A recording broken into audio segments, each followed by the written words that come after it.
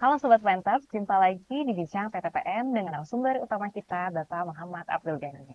Halo Bapak, apa kabarnya Pak? Kabar baik. Alhamdulillah.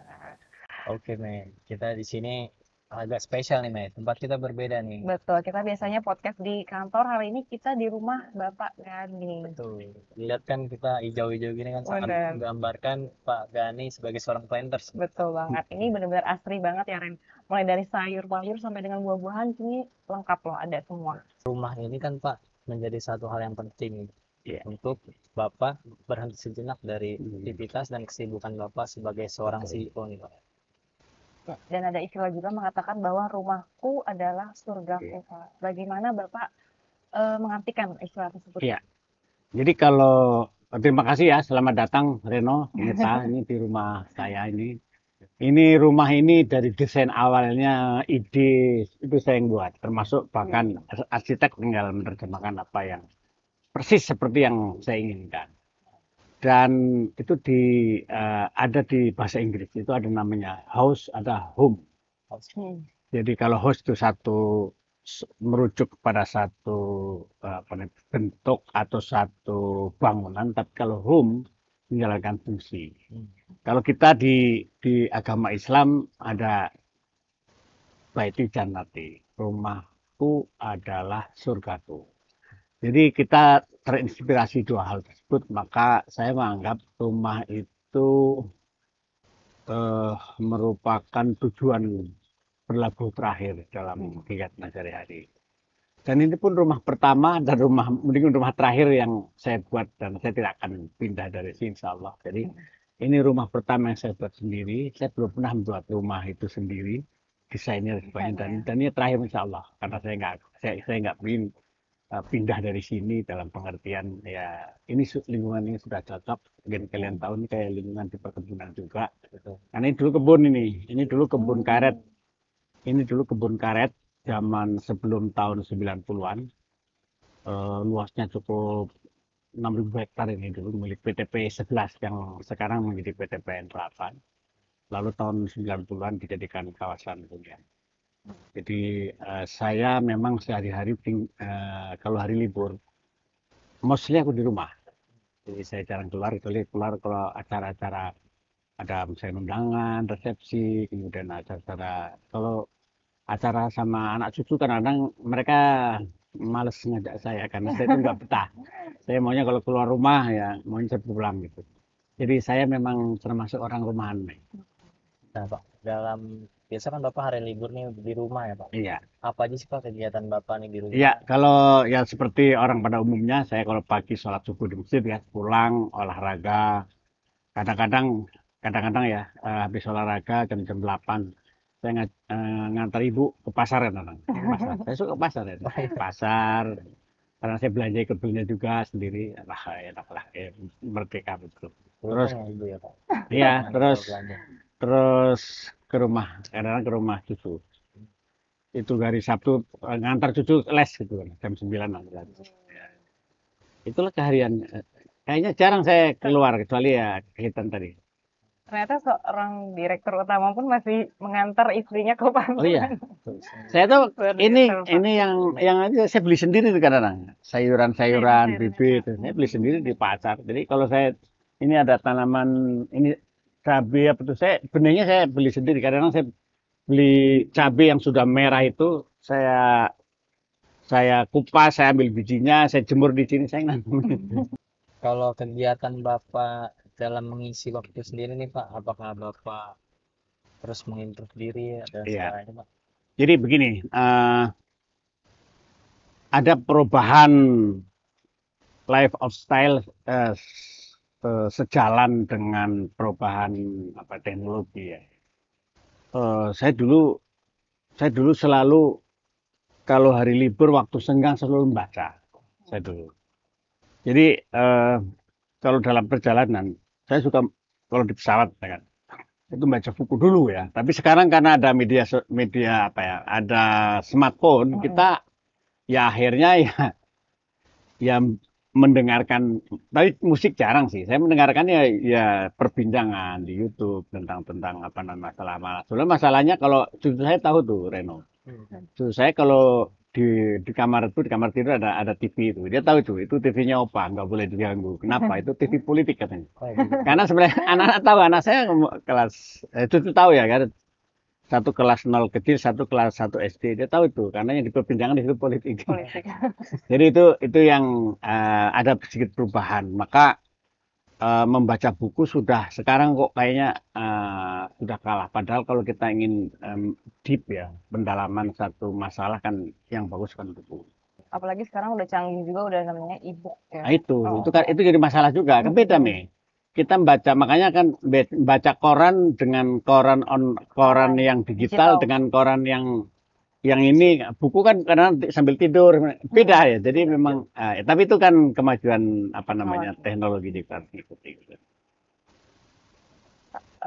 Seberapa penting sih Pak kita menerapkan belajar panjang hayat dalam kehidupan sehari-hari kita, Pak?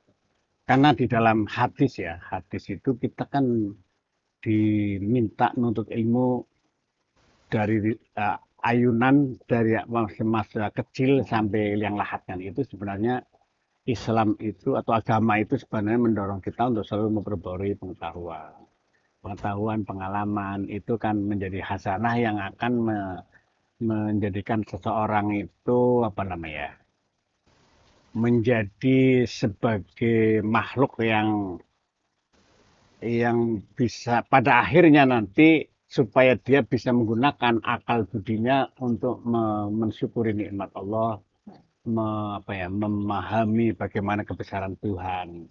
Itu secara spiritual ya. Tapi kalau bagi saya pengetahuan ini menjadi penting karena begini, kerja saya ya sebagai seorang CEO, saya kan harus memutuskan, membuat arahan. Itu kan ada unsur-unsur yang sifatnya internal, eksternal, ya kan, nasional, global, perspektif ke depan itu disitulah dengan membaca. Dan semakin banyak membaca, semakin banyak bicara kan, karena pengetahuan bertambah. Apalagi saya saya kan suka menulis sesuatu pokok-pokok pikiran menjadi buku lah, itu kan perlu pengetahuan. Termasuk bicara juga modalnya pengetahuan, kalau sedikit pengetahuan maka yang jadi diomongin sedikitnya. Kira-kira gitu. Dalam rangka itu sih. Berhubung dengan belajar nih Pak. Bapak sendiri kan kita tahu gelar Bapak udah doktor ya Pak. S1, S2, S3 nih Pak. Udah bisa dikatakan cendekiawan lah nih Pak. Cuman ada satu statement bahwa cendekiawan ini belum lengkap nih Pak kalau belum menulis buku. Iya, itu saya dengar juga adegium itu jadi kalau seseorang pada tataran keilmuan keilmuan supaya ya ini ya entah benar entah enggak, tapi faktanya gitu. Kalau sampai tataran tertentu seseorang dianggap cendekiawan itu tatkala nulis buku. Maka menulis buku mungkin passion bagi saya, Mei. Nulis buku dari kecil saya masih punya catatan harian. Nanti kalau saya ajak ke perpustakaan saya ada buku catatan harian yang saya tulis dari satu SMP. Masih ada Pak, masih tulisan tangannya nanti cuma memang tidak boleh membaca kecuali saya sendiri. Kan? Tapi ada itu masih ada nanti aku tunjukkan sama kalian kalau masih ada ya. Jadi kan yang suka menulis tuh. Jadi akhirnya keinginan passion menulis itu di satu waktu itu bisa menolong kehidupan saya juga. Saya bisa menulis, akhirnya saya nulis di koran, penghasilan tambahan saya ketika menjadi guru. Jadi saya akan terus menulis. Insya Allah doa kepada Allah saya sehat, saya akan nulis. Terus apapun pasti banyak yang bisa kita tulis dari perjalanan hidup yang tidak sedikit. Dan itu saya di laptop saya itu dan saya simpan di eksternal hard disk itu semua mungkin sejak saya mengumpulkan data digital tahun 1996, berapa tahun ini? Sudah hampir 30 tahun. 30 Saya punya tahun. data tentang apa aja yang penting-penting saya masuk. Kita berkaitan dengan masih pendidikan nih, Pak.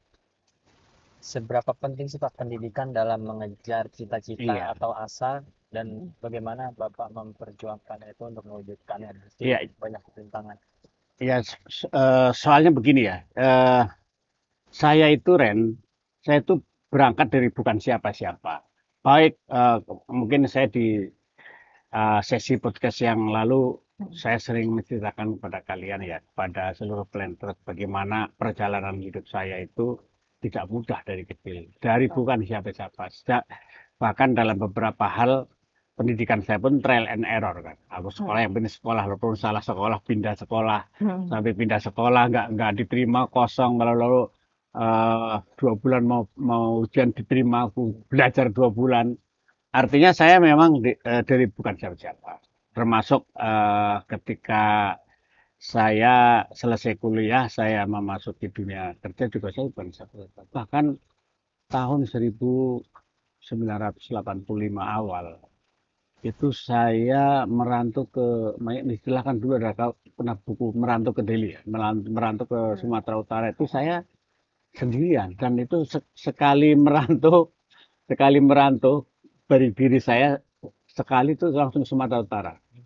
Jadi Reno bisa bayangkan sekarang kamu kan dari Jakarta ke mana ke Jakarta kerja di Sumatera Utara ya kan. Sekarang kan menurut kamu kan jauh juga. Oh bayangkan aku dulu 2 hari 2 malam naik bus gitu kan tahun 85 ke Sumatera Utara. Coba kebayangkan itu kan. Di sana nggak ada yang kenal, nggak ada family. Akhirnya saya di satu sisi itu bikin saya sedih. Kok begitu berat perjuangan ini, tapi di sisi yang lain itu menempa mental saya, mental petarung. Jadi mental petarung itu dari kecil udah ditempa, terus begitu lulus dari Bogor IPB di tempat kerja udah ditempa betul. Jadi mungkin saya bersyukur ya.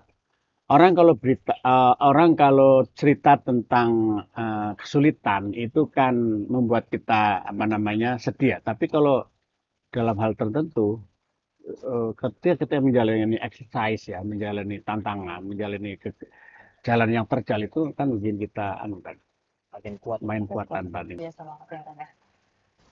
Sekarang kan kita tahu bahwa Bapak tuh sudah berada di top level nih Pak, Ya. sebagai CEO. Bagaimana sih Pak Bapak memaknai kesuksesan yang sudah Bapak raih saat ini Pak? Dan apa motivasi yang melatar belakangi kesuksesan tersebut? Iya. Jadi tentu sukses itu kan satu pencapaian itu tergantung dari mana sudut pandang gitu ya. Tapi apa ya? Dalam perspektif apa namanya? Perspektif spiritualitas itu ada frasa fastabiqul khairat. Berlomba-lombalah menuju kebaikan.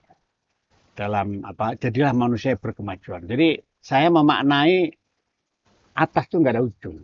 Ya kan? Ujungnya ketika kita dipanggil Tuhan, ketika ajal menjemput, ketika usia kita ya sudah harus berhenti sebagai manusia dan meninggal dunia. Jadi saya memaknai gitu. Terus saya setiap sholat saya selalu berdoa, ya Allah barokahilah diri saya dan kalaulah saya sebagai pemimpin yang semakin bermanfaat kepada banyak orang. Jadi gitu apanya falsafah hidupnya. Maka bagi saya jabatan itu kan hanya simbol. Jabatan itu hanya apa namanya ya, akan bermakna ketika keberadaan kita memberi manfaat pada orang lain. Dan itu penting loh di dalam ideologi kepemimpinan, di dalam apa ini value daripada kepemimpinan itu.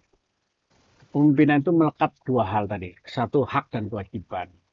Haknya dia bisa menggunakan kekuasaan itu sesuai dirinya. Tapi kewajibannya bagaimana seseorang menjadi pemimpin yang mampu menjalankan kepemimpinan dengan amanah. Kalau kita akhlak itu seperti ada amanah, kompeten dan sebagainya. Dengan perspektif memberi kemaslahatan banyak orang. itu sebenarnya karena kalau seseorang mungkin saya mungkin tidak terlalu jauh ya, katakanlah kalau jadi pemimpin, jadi profesi apa aja, Ren?